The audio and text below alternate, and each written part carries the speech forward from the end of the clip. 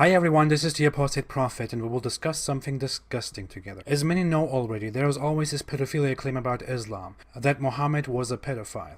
It's a bit disturbing in today's world to believe in a religion that was formed by a man who married a 6-year-old girl when he was at the age of 50. So people who still want to keep believing in this religion but also find that fact disturbing start to look for other excuses, for other explanations, for reinterpretations. I used to do so too when I was a believer. But I came to the conclusion that Aisha, Muhammad's child bride, was 6 when he married her, and she was 9 when he consummated the marriage. That's the scholarly consensus. That's the Islamic belief. That's what the majority of Muslims believe in. Here's a story according to the Sunnah.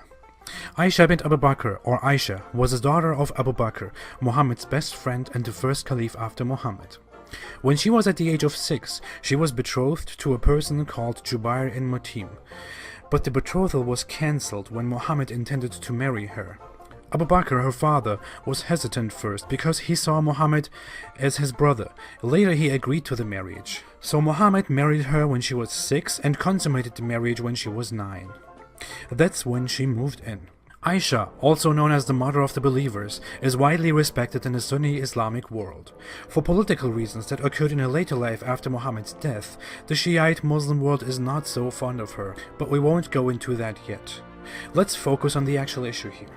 Let's look at the excuses and the claims that apologists make.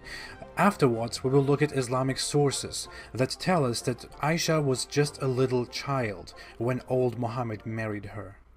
Excuses, deflections, and untrue claims. First, she was actually 18, because back then, people would start to count the age of children when they reached the age of 9. 2. The sources are unclear, and it is open to discussion. She was most probably 12. 3. It was normal back then to marry young girls. Why don't we focus on now? 4. People back then in the climate of Arabia aged much faster, so it was normal. 5. She wanted it, and her parents wanted it too. 6. The hadiths are unreliable and doubted by scholars. 7. Hadiths are just narrations that aren't all true. Only the Quran is holy. Now these are some excuses and arguments that I see and hear very often from Muslims and from other apologists. I couldn't think of anything else. If you want to add anything, you can do that in the comment section. Now let's come to the first claim. Do we really need to debunk this? Let's go to the second one. Well, the sources are unclear and it is open to discussion. She was most probably 12. No. The absolute majority agreed that the narrations are true. Only a tiny minority offered interpretations that tell us that she was probably 9, 10, or 12. But those claims are not recognized by the majority, because if a hadith is mentioned both by Bukhari and Muslim, it is almost definitely accepted as truth. The majority of Islamic scholars even accept any hadith that comes from those books, as we have them today. 3. It was normal back then to marry young girls. Why don't we focus on now? Well, maybe. It was normal to make marriages in order to strengthen bonds with other people, with other allies and friends and whatnot. It was probably not such a normal thing to marry such young girls. And this one, Buraira, a companion of Muhammad, says, I cannot accuse her of any defect except that she is still a young girl who sleeps, neglecting her family's dough, which the domestic goats come to eat. Well, the emphasis is on except that she is still a young girl. So it was probably not such a normal thing if we look at this quote. Also, it was normal then, so it's no issue. Well, is Muhammad not the prophet of God? Is he not the perfect human? Is he not the perfect example for Muslims? Doesn't the Quran support him as a perfect example for Muslims multiple times? Does the Quran not say that he is a great person of great moral character and that he is an example for Muslims? There has certainly been for you in the Messenger of Allah an excellent pattern for anyone whose hope is in Allah and the last day and remembers Allah often. Or in this verse, and indeed you are of a great moral character. This is directed to Muhammad himself. Well, of great moral character, no. Let's come to the next point, 4. People back then in the climate of Arabia aged much faster, so it was normal. Well, we can look at this source, provided by the Museum of Menstruation and Women's Health, they have a list. I will give you the link below in the description. They have a list on the average age of the menarche in history in different regions, and it tells us that in the medieval Middle East, the menarche, which is a part of the puberty, used to be between the ages 12 and 13, usually on average. Thanks to WikiIslam for this. We can look at another hadith. This is one hadith that was narrated by Aisha herself when she was already together with Muhammad. Look at what she says. Be very careful. The Prophet was screening me with his ridda, garment covering the upper part of the body, while I was looking at the Ethiopians who were playing in the courtyard of the mosque. I continued watching till I was satisfied. So you may deduce from this event how a little girl who has not reached the age of puberty, who is eager to enjoy amusement, should be treated in this respect. She says that she had not reached the puberty yet, and she was together with Muhammad. Doesn't this tell us everything? This tells us a disgusting truth. Just let this go through your head. He married Aisha when she didn't even have her puberty yet. Can you imagine that? Just imagine some old guy today who marries a little young girl who didn't have her puberty yet. Just think about it. And then just switch from that image to Muhammad and think about the religion of Islam again. Point 5. She wanted it and her parents wanted it too. Well, that's true. Her father was Abu Bakr, who was one of Muhammad's best friends, and he saw Muhammad as his brother. That's why he hesitated first, as mentioned before. When Muhammad told him that they are only brothers in religion and not in real, so that Aisha is lawful for him, he accepted it. Aisha was still a child. Are we saying that we take Aisha's decision to marry him, a 6-year-old girl's decision to marry him, as a serious decision? Should we do the same thing today according to Islam?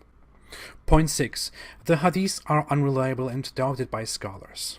As said, the hadiths about Aisha's age are accepted by the vast majority of Islamic scholars, and Muslims have been believing the same things for 1,400 years now.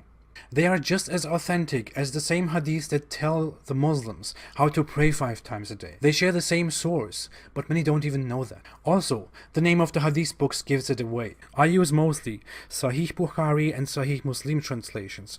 The word Sahih means authentic, and that's where the hadiths come from. Let's come to point 7. Hadiths are just narrations that aren't all true. Only the Quran is holy.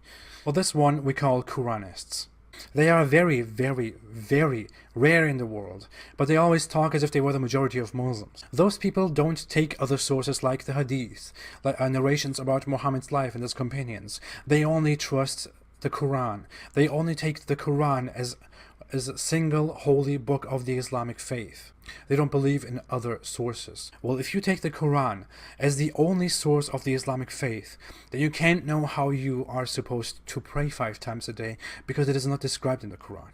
You need the hadith for that. That's how Muslims have been praying for the last 1,400 years. And the same sources also tell us that Aisha was 6 when they married, and she was 9 when they consummated the marriage.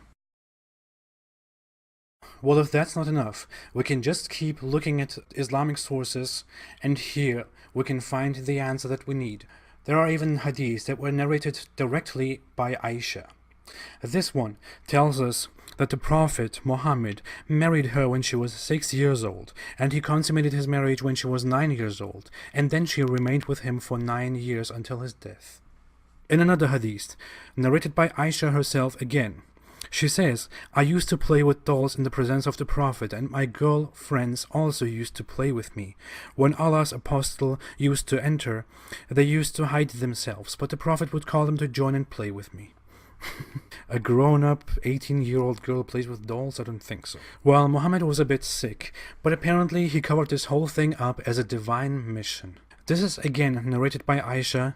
According to this hadith, Muhammad said the following words: You were shown to me twice in my dream before I married you. I saw an angel carrying you in a silken piece of cloth, and I said to him, Uncover her, and behold, it was you. I said to myself, if this is from Allah, then it must happen. A divine mission to marry a little girl. We even have another source here in which Muhammad gives another companion the advice to marry young girls the way he himself did. This hadith is narrated from the perspective of Jabir, a companion of Muhammad. He said, "Did you marry a virgin or a matron?" I replied, "A matron." He said, "Why didn't you marry a young girl so that you may play with her and she with you?" Well, it's very obvious to me. Again, the word Sahih means authentic, and the vast majority of Sunni Muslim believers believe in these sources. So let's sum this up. Muhammad's wife, Aisha, used to play with dolls. Muhammad was interested in marrying little virgins that he could play with, and that would play with him. Aisha herself, in these sources, in these most authentic sources, says that she was 6 at the marriage and 9 at the consummation. And Aisha herself tells us a story about Muhammad letting her watch Ethiopians play in the yard, and the hadith clearly says that she wasn't in her puberty yet, when they were together. Well, there's not much left to defend about this. That's it. Muhammad married a 6-year-old girl and bedded her when she was 9. I shouldn't get in trouble for saying this. I'm only saying it. Muhammad did it. So if you want to call Muhammad the perfect human to ever walk the face of the earth, do so. If you want to follow him and see him as a perfect example, do so. But don't complain when others are disgusted by it and when others criticize it. People go crazy about statutory rape allegations, about depictions, about any talk and image of people having sex with underage girls, especially with little children. We are disgusted by such news today. We demand that people who do such things should be shunned, that they should be harshly punished. Because it is disgusting. Well, the founder of the religion of peace did it, and people are defending it, they are protecting it, they are justifying that. Thank you for watching. Sources are below in the description. You can follow me on Instagram and Twitter for updates. I'm very active on Instagram. If you want to support me on Patreon, you can do that. It's very easy. The link to my Patreon account is below in the description. It's totally enough if you just want to support me with $1 or $2 a month. That's nothing. And you can do me a great help so we can make this whole thing bigger together and spread awareness about Islam with your help. Thank you again for watching. We will see each other in another video. And stay away from Islam.